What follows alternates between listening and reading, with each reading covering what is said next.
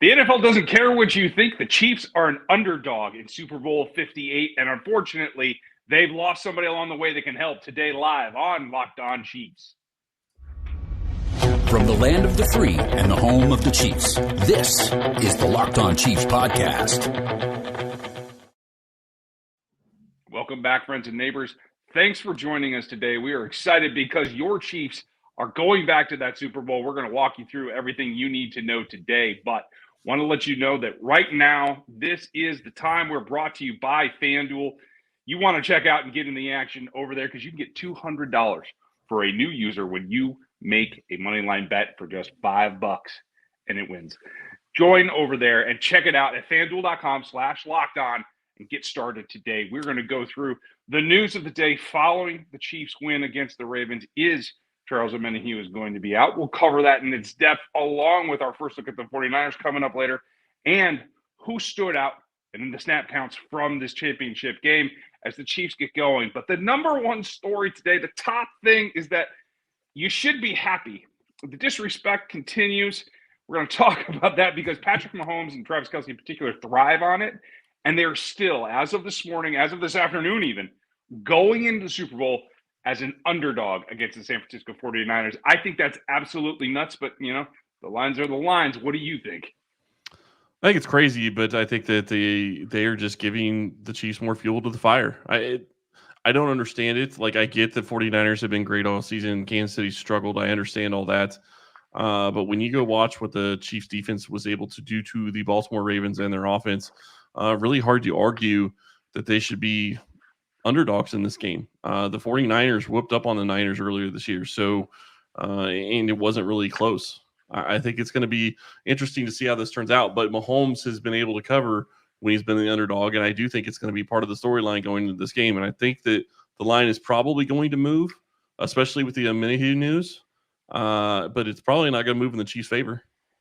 No, you're probably right, and before we get to Charles Omenihu, I think generally this just plays so much into what the Chiefs want in terms of that chip on their shoulder. The only thing that could go better is if there's a kicker or something in San Francisco that could come out and mess with them pregame. I would really appreciate that because me, along with everybody, including Pat McAfee, understands that you pull the tiger by the tail, which Justin Tucker did. This is what you get. And I don't know how to arrange that, but if there's a place kicker or, you know, maybe there's a long snapper that could like doink something, I don't know. There's plenty of room there, but get them fired up because it worked this time and I want to see it again in Vegas. Yeah, and you have to remember this is in Vegas, like you just said. Chiefs are 4-0 playing in that stadium, and there is a Chiefs flag buried under the field in Vegas. So something there as well. You look at this game and you start talking about underdog and what that means to this team. The entire team takes that mentality. The entire team feeds on that. You're absolutely right. Travis Kelce and Mahomes take it to another level, but the entire team felt disrespected by the Ravens, and you could tell the entire game that's how they felt. Yeah, it carries over. If you steer it that way, that's the way your team is going to go. Those two stir the drink and lead the way, and that's how it's going to continue. The whole team takes a chip on its shoulder here and has to take that on themselves so that every single layer of every single play has that mentality to prove it. I think no one lived up to that more than L'Jarius Sneed, even more so than my reaction last night live. It just comes through just how much he's pushing the defensive side of the ball. He's going to need to continue that because, yes, you have Chris Jones. Yes, you have Nick Bolton, but you're not going to have Charles Omenihu. The news came out this afternoon. Charles Omenihu has torn his ACL, and despite his very positive outlook last night post-game that he would play in the Super Bowl, that is not the case. They will not have the edge rusher Omenihu for the San Francisco 49ers. And I do think that is a bump in the road, a fairly significant one, but I don't think it's the end of the world. How do you take that news? You're right. It's not the end of the world. It is definitely a significant bump, and it really sucks for Omenihu because he would be going up against his former team.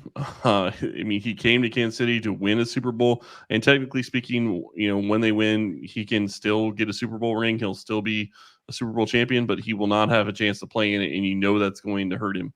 I hate it for him because he worked so hard to be able to do what he was able to do what he was able to do. And he didn't practice. He didn't play that many snaps against the Ravens, and he was still effective. I think he had 6 snaps, and he had a strip sack in 6 snaps. That is the definition of changing the game. And so it really stinks for him, and I wish that it wasn't the case. But Kansas City has players at other positions that can step up and help. Leah Chanel could be a guy that maybe they use as a pass rusher going into this game, especially if Willie Gay is back. I mean, Omenihu hurts, but you should be getting some other guys back that could help. And this is what I was talking about today, and also about another guy here on social media that I talked about today. We're going to cover him in the next segment, because it is about depth, especially if you truly want to be a dynasty. You can't have your top edge rusher, and this is not a slight against George Karlaftis. A lot of people consider Omenihu the top edge rusher because, like you said, his efficiency in producing pressure per snap is ahead of Karlaftis, and he's a veteran. That's fine. But this team's built to withstand the loss of a player or 2 or 3, or quite frankly, when you have a number of them out, because their depth is dynastic at this point. And that's the key to moving forward and on from Omenihu and being able to absorb that and still get after the quarterback. Yeah, and it's crazy to think that they can absorb this loss and still move forward, but you're in a situation where you could. Mike Dana has played fantastic all year long. Malik Herring isn't going to give you nobody's going to give you what Omenihu does. Obviously, you can't just go replace him. There's other options out there. Maybe they bring somebody in. We'll see. I don't think that they're going to do that, but I know that there's going to be people asking the question. So who knows? We'll see. You know what Chris Jones wants, right? Yeah, yeah. And there's a lot of Chiefs Kingdom that wants it too, and it makes sense from a perspective. He should be healthy, but I mean that's a story for another day. But it's the question of, can somebody step in and do what he does to an extent? Can they help? They don't have to do 100% of what he does. Can they do 70% of what he does, 60% of what he does, and you mesh multiple players together to make up that difference? That's going to be the big question. And like I said, Leo Chanel is a guy that I would watch just because they've used him in a pass rush role at times, and he's going to be on the field regardless anyway. So is it something that they go that direction and they try to replace that way? Or are they going to send more of the safety stuff, which they haven't done the past couple of weeks against the QBs that they've been playing? Well, there's also a precedent on this team that we just witnessed yesterday as well about a depth guy stepping in. We're going to talk about Nick Allegretti and just how epic his performance was coming up on the backside of this here on the Locked On Podcast Network.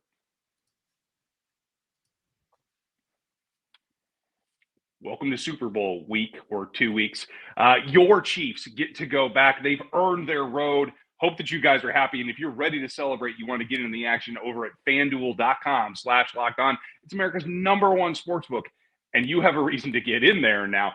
If you're like me and you want that Super Bowl action, especially for your team, get there right now, because whether you're on the couch, whether you're hosting the party, or whether you're going to be out by the grill, you can get it all out on the line and out of the way early. Right now, there's tons of action on the Chiefs. And again, they're giving you the underdog bit. Take it and run. FanDuel has so many ways for you to actually get in the action and win. Get that W while you can. Right now, you can go get everything on the line for Super Bowl 58 with which players score the touchdowns, which players get the yardage, how many points will be scored as a whole, what does Patrick Mahomes do, how big is Kelsey Day. There's a ton and tons more there. New customers will get $200 right now in bonus bets if your first bet of $5 or more wins. So just get in there, bet $5 and get that W. You're going to get $200 back. It's over at FanDuel.com/lockedon right now to get signed up. That's FanDuel.com/lockedon. Make every moment more with FanDuel, the official sportsbook partner of the NFL.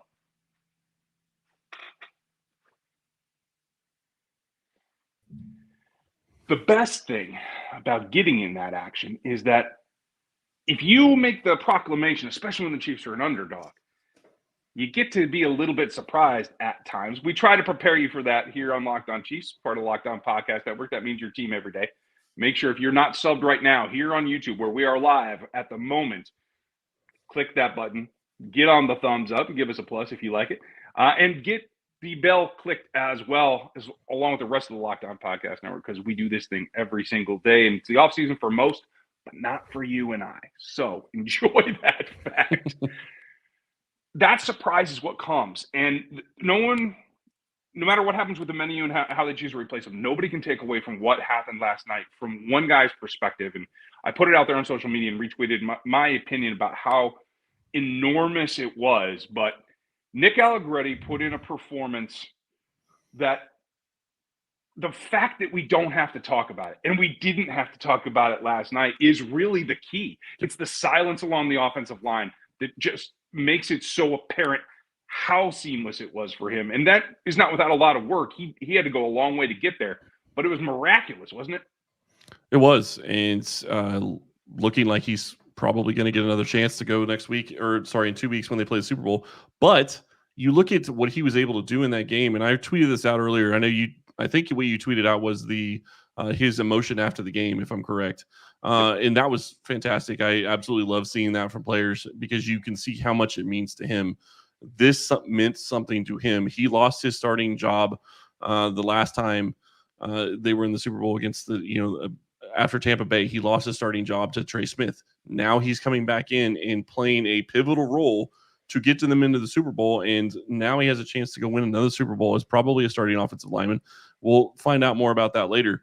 But the thing that really stood out to me, I tweeted this out this morning, and it was from Dan Orlovsky, and he has a clip of Mahomes. He's talking about Mahomes the entire time, and it's like a 2-minute clip, but around 116, I believe, they show the 7-second play or 9-second play where Mahomes is just back there forever. He is by himself back there forever, just trying to find somebody to throw the ball to. And you see Allegretti taking on, is it Matabike? I believe so. Yeah. Well, no, I know that's the player. I don't know if I'm pronouncing it correctly. I apologize about that.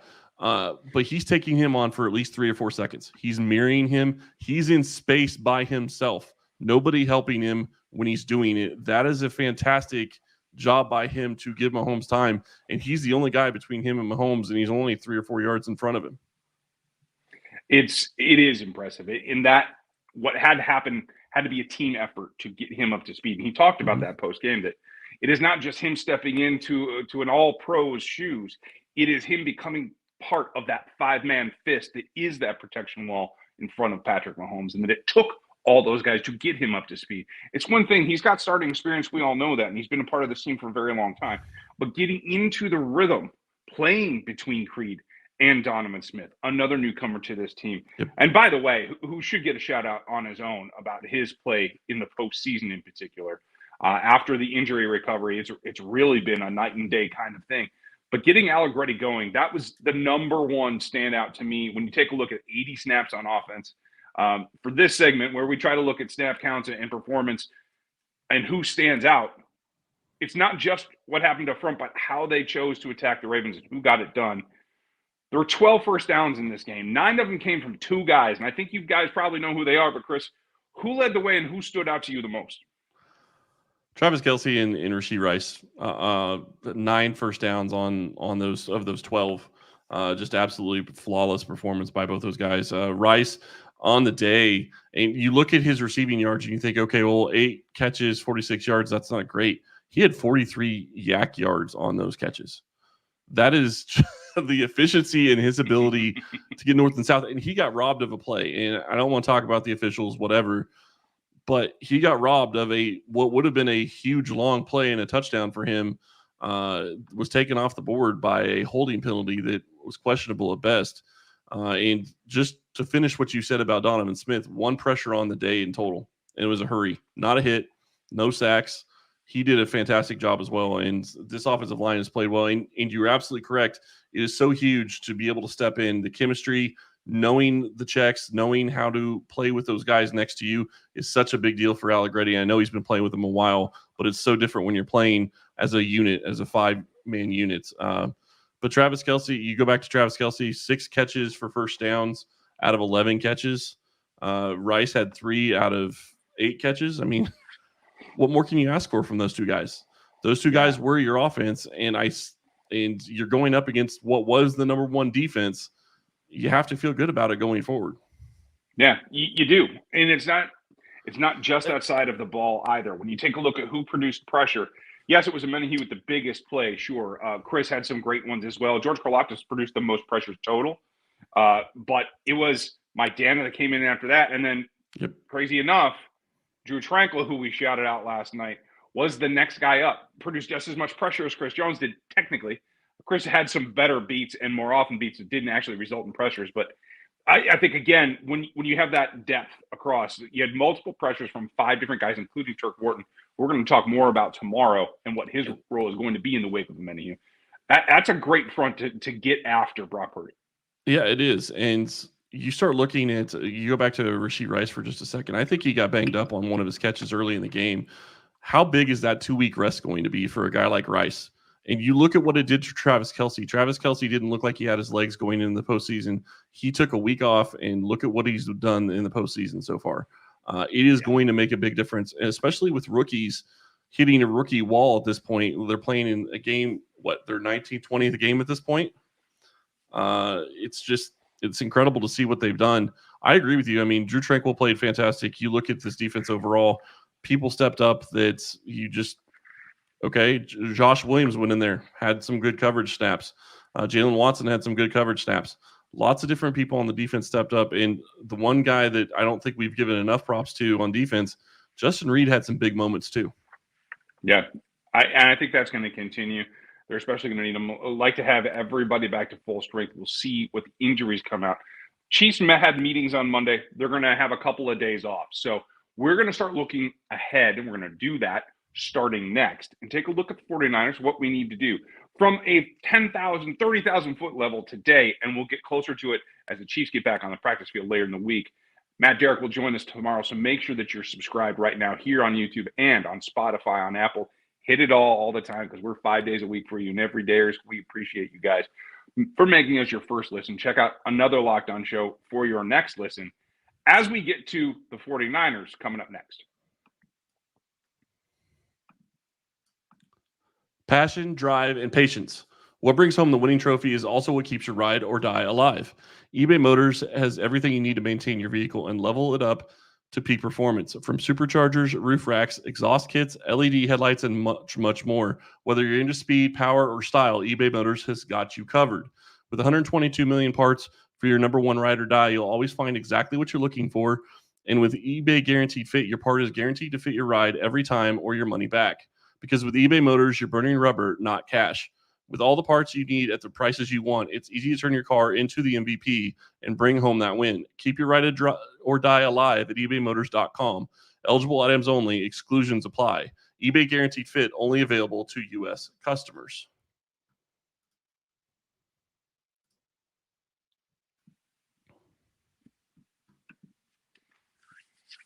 U.S. customers get a decent look.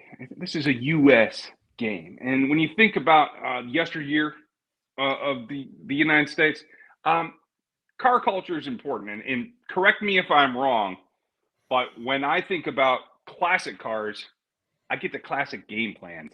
And there are 3 aspects as we take a 30,000 look at the San Francisco 49ers that we have to have. And I'm just going to take the old classic one because that's the way I am. They give up the run. And so every formula that we've seen for the last 6 weeks has to continue. And Isaiah Pacheco in particular, but the run game as a whole, including Clyde, who I think has given some valuable reps in this postseason, has to continue and be doubled down and provide that foundation that the run game play actions off of. That's job number one, taking a first look here at the 49ers.